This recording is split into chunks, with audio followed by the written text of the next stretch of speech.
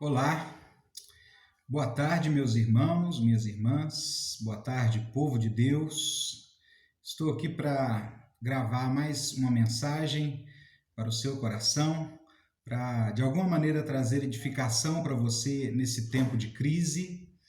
E eu quero falar um pouquinho hoje sobre Noé. Aproveitando que nas quartas-feiras nós falamos um pouco para as famílias, falamos para os homens, para as mulheres, e são assuntos que envolvem a vida familiar. Eu quero pensar um pouquinho sobre a vida de Noé e pensando nesse contexto familiar. Primeiro eu quero iniciar lendo aqui o texto de Lucas, capítulo 17, os versículos 26 e 27, que falam sobre algumas situações que envolveram a vida de Noé, mas no sentido de fim dos tempos, né? Porque realmente nós estamos vivendo o fim dos tempos.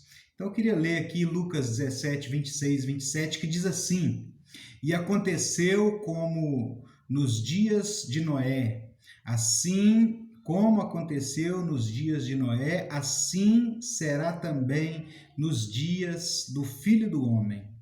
Comiam, bebiam, casavam e davam-se em casamento, até ao dia em que Noé entrou na arca e veio o dilúvio e os consumiu a todos. Eu vou ler novamente esse texto da palavra de Deus para que os irmãos possam refletir. E como aconteceu nos dias de Noé, assim será também nos dias do Filho do Homem. Comiam, bebiam, davam em casamento, até o dia em que Noé entrou na arca e veio o dilúvio e o consumiu a todos. Eu penso que realmente nós estamos vivendo o fim dos tempos. Jesus está voltando para buscar o seu povo, para buscar a sua igreja. Mas enquanto nós estamos aqui, nós precisamos glorificar a Deus através da nossa vida, através das nossas atitudes, pensamentos e palavras. Eu tenho visto aí tanta repercussão e tanta mobilização em torno desse vírus, né, o coronavírus, que está atingindo toda a humanidade praticamente. E tenho lido muitas coisas a respeito, tenho assistido alguns comentários também, mas a gente precisa pensar sobre algumas coisas com respeito a esse vírus, né?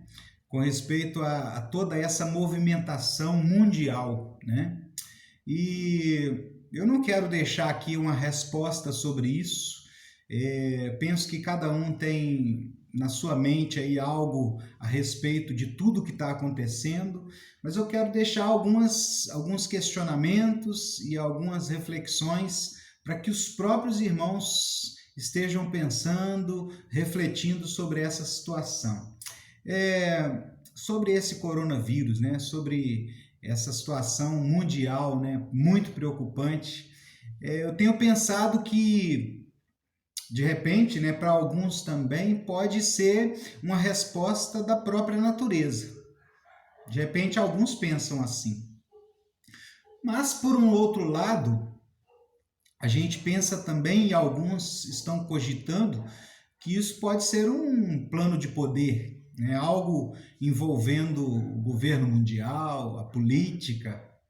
Quem sabe você também tem pensado nisso?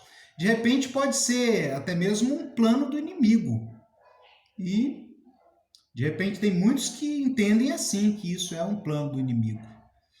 Mas, por outro lado, também podemos imaginar e refletir e pensar que pode ser um plano de Deus.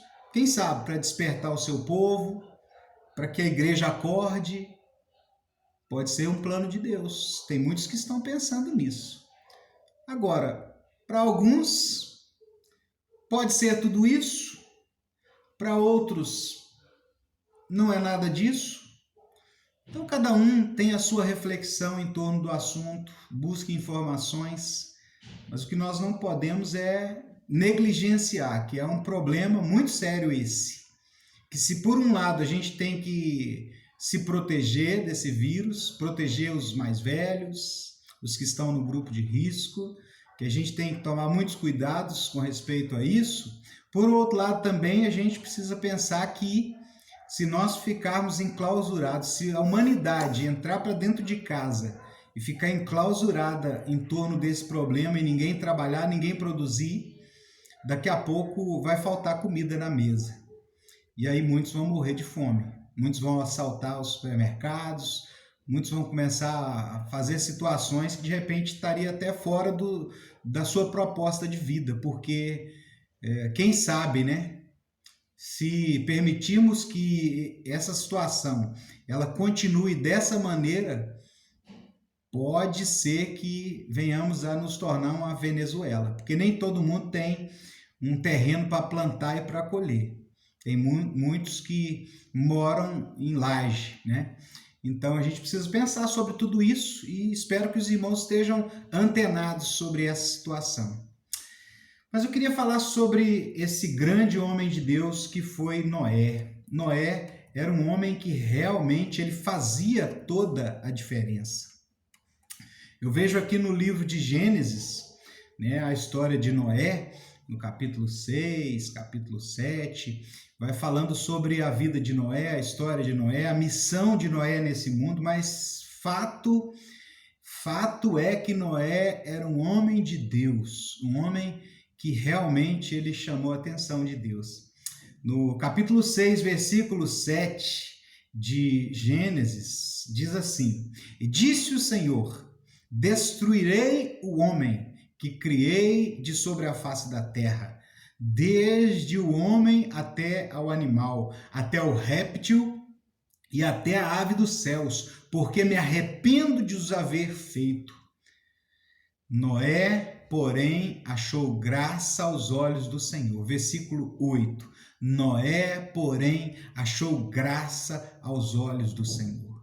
O que Noé tinha de especial? Noé era um homem temente a Deus. Noé se destacava no meio daquela sociedade corrupta, no meio daquelas pessoas que estavam se levantando contra a vontade de Deus. Noé se posicionava ao lado de Deus e tinha um coração temente a Deus, um coração quebrantado e contrito. Já dizia o salmista Davi: coração quebrantado e contrito, Deus não despreza. Então Noé, eu entendo que Noé era um homem que realmente tinha uma intimidade com Deus, porque o seu coração estava voltado para Deus. Mas Noé também era um grande pai de família, era um pai de família exemplar. Nós precisamos pensar, nós como maridos, como chefes da nossa casa, nós precisamos ser exemplo. Não podemos ser somente homens que falam, como nós dizíamos no vídeo anterior, né? Que nós não podemos ser somente ouvintes, temos que praticar a palavra de Deus, temos que cumprir com aquilo que a gente muitas vezes fala. E Noé era um homem que realmente tinha uma intimidade com Deus e ele demonstrava isso dentro da sua casa, no meio da sua família. Era um pai exemplar. No livro de Gênesis, no capítulo 7, versículo 1, diz assim: Depois disse o Senhor a Noé: Entra tu e toda a tua casa na arca, porque tenho visto que és justo diante de mim nessa geração. Deus fez menção à casa de Noé, à parentela dele, que entrassem todos dentro da arca, porque Deus tinha compromisso com Noé, porque via que ele era justo diante dele, mas Deus entendia que a família de Noé também teria o direito de usufruir da comunhão que Noé tinha com Deus. Que bênção isso, né? Quando um pai de família, ele pode levar a sua família à salvação. E no versículo 7 do capítulo 7 de Gênesis, diz: Noé entrou na arca e com ele seus filhos, sua mulher e as mulheres de seus filhos, por causa das águas do dilúvio. Noé se salvou e salvou toda a sua família. Como que um pai ele consegue, de alguma maneira, influenciar a sua parentela a estar junto com ele num propósito, e ele consegue, através da sua intimidade com Deus, levar toda a sua família à salvação. Olha para você ver, se você observar, as mulheres dos filhos de Noé também entraram na arca, foram salvas. Olha quantas gerações foram salvas através de um homem. Tá vendo como que é importante um pai de família viver uma vida exemplar, ser um pai modelo? A palavra de Deus fala que se nós não cuidarmos da nossa família, né, nós precisamos refletir sobre a nossa espiritualidade, né? A palavra diz que nós, se porventura não temos cuidado dos nossos, nós temos negado a fé, somos pior do que os incrédulos. Noé cuidava da sua família. Mas uma crise viria sobre a humanidade, como de repente nós estamos enfrentando uma crise nesse tempo. E como Noé enfrentou essa crise, né? Quando Deus já havia anunciado a Noé que Noé ele deveria cumprir com um propósito, com a vontade de Deus, construindo um grande barco, porque viria uma chuva e iria inundar toda a terra, matar todas as pessoas. Uma crise estava por vir. A palavra de Deus diz no capítulo 6, versículos 5 e 6 de Gênesis: e viu o Senhor que a maldade do homem se multiplicara sobre a terra e que toda a imaginação dos pensamentos de seu coração era só má continuamente. E então arrependeu-se o Senhor de haver feito o homem sobre a terra e pesou-lhe em seu coração. Deus já tinha, de alguma maneira, esgotado a sua paciência com o ser humano. Ia destruir mesmo a terra. Mas Noé, diante dessa situação de calamidade espiritual e moral na humanidade, Noé se posicionou ao lado de Deus e ele fez aquilo que muitos nós precisamos fazer nesse tempo, porque nós vivemos tempos de apostasia também. Noé se separou. Noé ele tinha uma vida realmente separada, uma vida reservada e uma vida realmente para a glória de Deus. Noé, ele entendeu que o momento era de realmente se posicionar ao lado do Senhor. E aí a palavra de Deus, né, diz que Deus viu a atitude de Noé e isso realmente agradou o coração de Deus.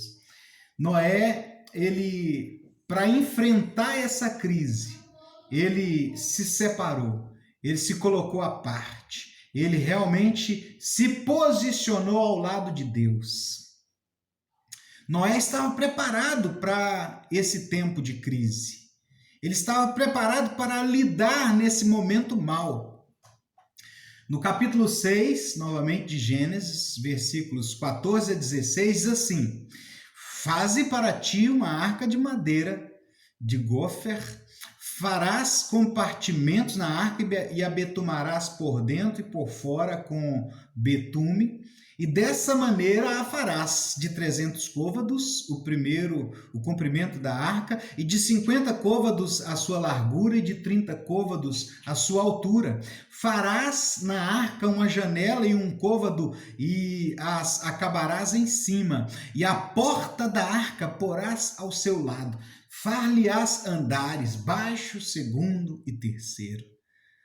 Por que eu digo que Noé estava preparado para lidar com aquele problema que viria sobre a humanidade? Porque Noé, em todo tempo, ele se submetia à vontade de Deus. A palavra de Deus diz que a vontade de Deus é sempre boa, perfeita e agradável. Parece que Noé já conhecia esse texto. E Noé, ele se submetia à vontade de Deus. Em todo tempo, Noé fez aquilo que Deus pediu para que ele fizesse. Noé, faz uma arca. Noé se mobilizou para fazer. Noé, faça dessa forma. Noé fez da forma que Deus pediu. Hoje nós temos feito da forma que Deus pede para nós. Nós nos submetemos à vontade de Deus ou nós queremos submeter a vontade de Deus à nossa vontade? Noé se submeteu à vontade de Deus. E isso lhe deu, de certa forma, bagagem. Isso lhe deu um certo preparo para que ele vivenciasse aquele momento de dificuldade. Por último, eu queria pensar com os irmãos sobre o propósito de Noé. Qual o propósito de Noé? Eu quero ler no versículo 18, 19, 20, 21 e 22, do capítulo 6 de Gênesis, e eu quero falar um pouco sobre o propósito de Noé. Mas contigo estabelecerei a minha aliança, e entrarás na arca tu e os teus filhos, a tua mulher e as mulheres dos teus filhos contigo, e de tudo que vive, de toda a carne, 2 de cada espécie, farás entrar na arca para os conservar vivos contigo, macho e fêmea serão. Das aves conforme a sua espécie, dos animais conforme a sua espécie, de todo réptil da terra conforme a sua espécie, 2 de cada espécie virão a ti para os conservar em vida. E leva contigo toda a comida que se come, ajunta-te para ti, e te será para mantimento a ti e a eles. Assim fez Noé, conforme tudo o que Deus lhe mandou, assim o fez. Qual o propósito de vida de Noé? O propósito da vida dele era a própria vida. Era permanecer vivo e glorificando a Deus e fazendo a vontade de Deus, porque já era essa a sua vida. Já era esse o seu modo de viver. Mas Noé não se preocupava somente consigo, se preocupava com a sua família. Também com os animais. Deus disse para que ele salvasse e ele se empenhou para fazer da forma que Deus tinha dito, para também salvar um casal de cada animal. O propósito de vida de Noé foi preservar a vida. Mas quantos de nós não temos um propósito de vida? Eu queria perguntar para você nessa tarde, qual o seu propósito de vida? E para a gente fechar essa reflexão, a sua família caminha com você nesse propósito? Já que nós estamos falando sobre um grande homem de Deus, um grande pai de família, e estamos falando sobre tudo que Deus fez nessa família abençoada, a família de Noé, qual o seu propósito de vida? Marido, pai, a sua família caminha com você? Você, esposa, você caminha com seu esposo num propósito de vida? Para glorificarem a Deus? Vocês, filhos, vocês caminham diante de Deus para glorificar a Deus no mesmo propósito de vida? Que você possa responder isso no seu coração e para o Senhor. Eu gostaria de orar por você nesse momento, para que Deus possa abençoar a sua vida, a sua família. Eu sei que de mim mesmo não posso fazer nada. Nem a capacidade de orar pelas pessoas eu tenho. A palavra de Deus diz que é o Espírito Santo que conserta as nossas orações. Mas eu gostaria de suplicar ao Senhor, humildemente, pela sua vida, pela sua família. Feche os seus olhos onde você está, se você está assistindo esse vídeo, e você ore comigo e receba do Senhor aquilo que Ele já tem preparado para você, para o seu coração, para a sua família. Vamos orar. Senhor, nosso Deus, nosso Pai, estamos diante do Senhor. Queremos primeiramente glorificar ao Senhor pela oportunidade, ó Deus, de servirmos ao Senhor, de caminharmos na Tua presença, de vivermos para a Tua glória, juntamente com as nossas famílias. Pai, eu te louvo, te exalto pela minha família, pela minha esposa, pelas minhas filhas, e peço ao Senhor que o Senhor continue trabalhando no meu coração, me dando a autoridade do alto céus, para que eu possa conduzir a minha casa, o meu lar, a minha família diante do Senhor, e que possamos ser modelo, ser exemplo nesse tempo, Senhor. Que o Senhor possa usar, ó Deus, da minha família como exemplo para outras famílias, e que, Senhor, acima de tudo, o teu nome seja glorificado, seja exaltado. Senhor, nesse momento eu oro por tantas famílias que estão sofrendo por causa desse problema mundial. Mas nós cremos que o Senhor é fiel e o Senhor dará vitória ao teu povo. E o Senhor fará cumprir a tua palavra, Senhor. Porque a tua palavra diz que nós somos em ti, Senhor, nós somos muito mais que vencedores. Então não tem nenhum mal, nenhum problema que virá de contra a tua igreja, de contra os teus eleitos, que nos derrubará, porque nós entendemos que o Senhor é conosco. E mesmo em meio às dificuldades, Senhor, nós sabemos que temos lutas, sabemos que temos dificuldades, mas, ó Deus, mesmo em meio a tantas dificuldades, o Senhor nos fará triunfar, porque o Senhor é vencedor e o Senhor nos faz mais que vencedores. Nós oramos ao Senhor, eu oro a Ti, Senhor, abençoando a vida de cada pessoa que está assistindo e cada família, Senhor, que está sendo representada por essas pessoas, que recebam do Senhor as bênçãos, as vitórias, os milagres, porque o Senhor tem o melhor para os teus filhos, para os teus adoradores. Assim eu oro a Ti, Senhor, com perdão dos meus pecados, e oro no nome santo de Jesus. Amém, amém, graças a Deus. Aleluia. Meus irmãos, que Deus abençoe a todos, no nome de Jesus. Nós estamos juntos aí, sempre para glorificar ao Senhor. E lembre-se de reunir com a sua família. É uma oportunidade que nós temos de reunir com as nossas famílias. Não perca essa oportunidade. Abençoe os seus, abençoe a sua família. Que Deus te abençoe no nome de Jesus.